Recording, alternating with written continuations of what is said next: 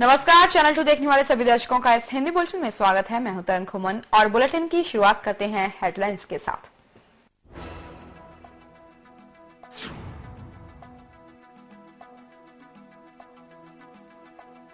चंडीगढ़ में एनआरआई समारोह 2013 की हुई शुरुआत। पंजाब के मुख्यमंत्री प्रकाश सिंह बादल ने विशेष मेहमान के रूप में की शिरकत। समारोह में दुनिया भर से पंजाबी एनआरआईज कर रहे हैं शिरकत।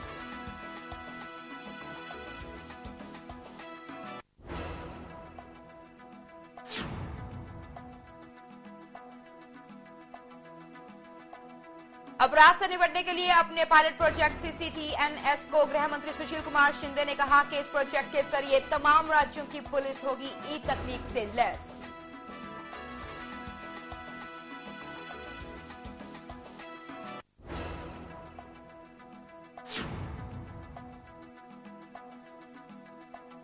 मोहन भागवत के बलात्कार पर दिए गए बयान के बलात्कार इंडिया में होते हैं, भारत में नहीं, पर कांग्रेस ने जताई आपत्ति। कहा गांवों से भी सामने आते हैं बलात्कार के मामले।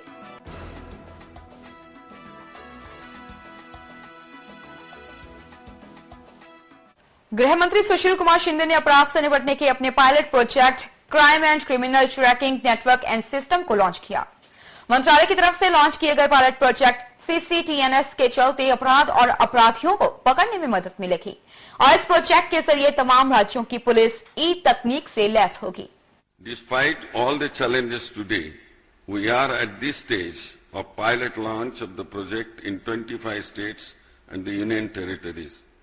At this important juncture of pilot launch of CCTNS, all the states are committed to implementing the project in time and are working to complete all the required activities. The key to success of the project will remain acceptance of the new system by all the levels of the police machinery, and a significant change management efforts is required in order to achieve this. This will be a game changer.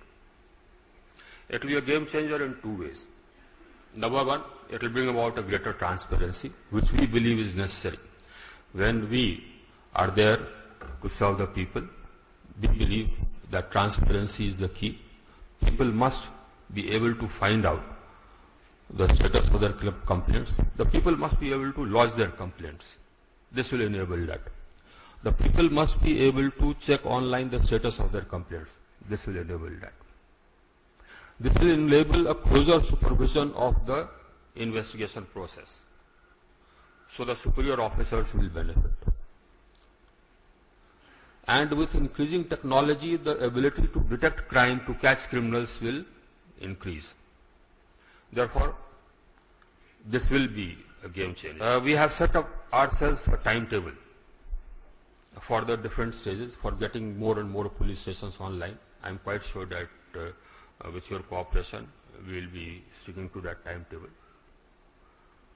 And then, if you are, then after this, we will integrate with the prisons, e-prisons, we will integrate with the courts, and I think after that, the access to justice or bringing justice to people will become that much easier, that much more transparent.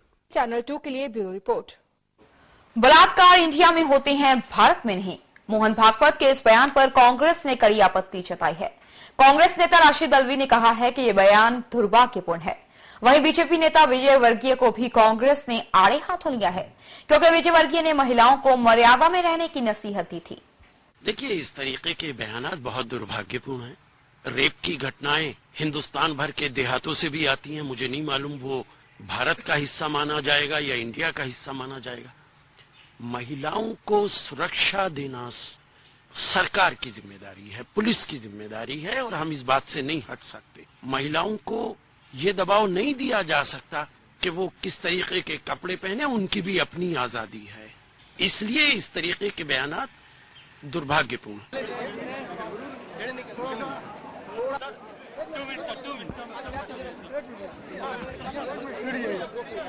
देखिए, जो लक्ष्मण रेखा एक तो किसी को ये इख्तियार नहीं है कि महिलाओं के सामने कोई लक्ष्मण रेखा खींचे।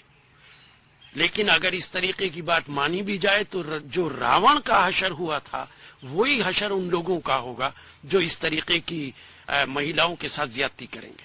दिल्ली से चैनल 2 के लिए ब्यूरो रिपोर्ट। यूपी के कुशीनगर में रेप की घटना की जांच में जानकारी लेने पहुंचे मीडिया कर्मियों के साथ पुलिस कर्मियों द्वारा दुर्व्यवहार करने का मामला सामने आया है। दरअसल ये पूरा मामला रेप से जुड़ा है, जहां आरोपी ने एक लड़की का बलात्कार किया और उसका एमएमएस बनाकर अपने दोस्तों के बीच फैला दिया। इस घटना के बारे में जब पत्रकारों ने पुलिस से संपर्क किया तो एक अधिकारी ने इन लोगों के साथ बुरा बर्ताव किया। थाना क्षेत्र के नौगावा गांव में एक गैंग रेप की घटना हुई थी, जिसको प्रमुख चैनलों ने फ्लैश किया था। जिसके बाद पुलिस कप्तान से हम लोग कुशीनगर में के दौरान हम लोग उन कानून व्यवस्था को उनसे पूछने गए तो एकाएक फायर हो गए थे, क्रोधित हो गए थे और सीधे उन्होंने 420 के फर्जी मुकदमे फंसाने की धमकी देकर भद्दी गालियां भी दी थी। गत चुनाव में ये वादा भी किया था कि पत्रकार के हितों का ध्यान रखेगी, उसे संरक्षित रखेगी, लेकिन जिस तरीके से एक आईपीएस अधिकारी द्वारा पत्रकारों के पूरे पत्रकार समुदाय को गाली दी गई है वो बहुत निंदनीय है और हम सरकार से ये मांग करेंगे कि ऐसे अधिकारी पर कठोर कार्रवाई की जाए।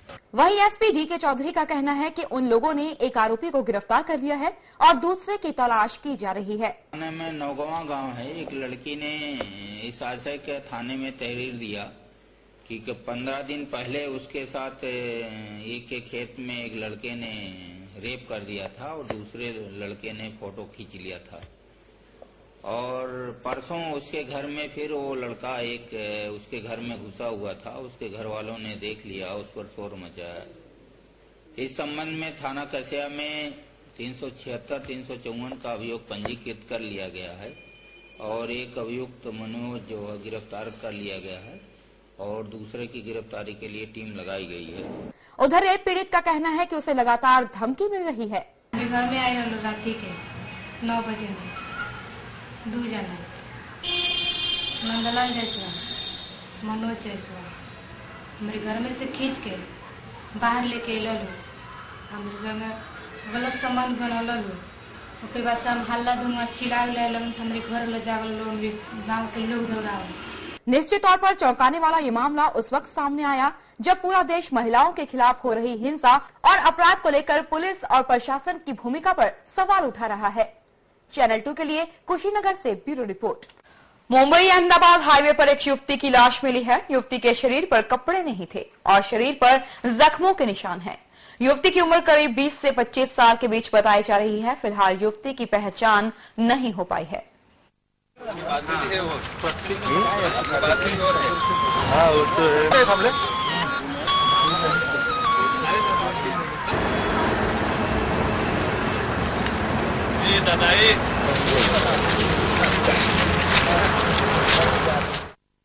नहीं देखते अभी हम तो अभी उनको पीएम करेंगे। पीएम के बाद हमको पता चलेगा कि एक्चुअली रेप है या नहीं है। अभी तो जैसा भी हमने बॉडी देखा तो वैसा हम पूरे तरह से आपको बता नहीं सकते।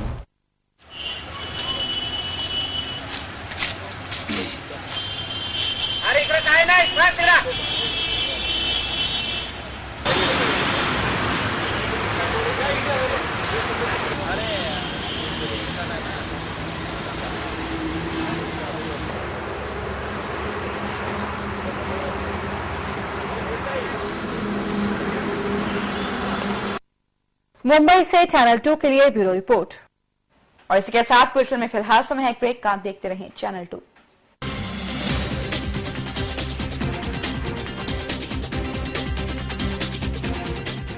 एसटी हॉस्पिटल ਦੇ ਮਾਹਿਰ ਡਾਕਟਰ ਆਸ਼ੀਸ਼ ਕਪੂਰ ਨਾਲ ਮਿਲੋ ਸਵੇਰੇ 9 ਵਜੇ ਤੋਂ 9:15 ਵਜੇ ਤੱਕ, ਸ਼ਾਮ 7 ਵਜੇ ਤੋਂ 7:15 ਵਜੇ ਤੱਕ ਅਤੇ ਆਪਣੀਆਂ ਸਮੱਸਿਆਵਾਂ ਦਾ ਹੱਲ ਕਰੋ।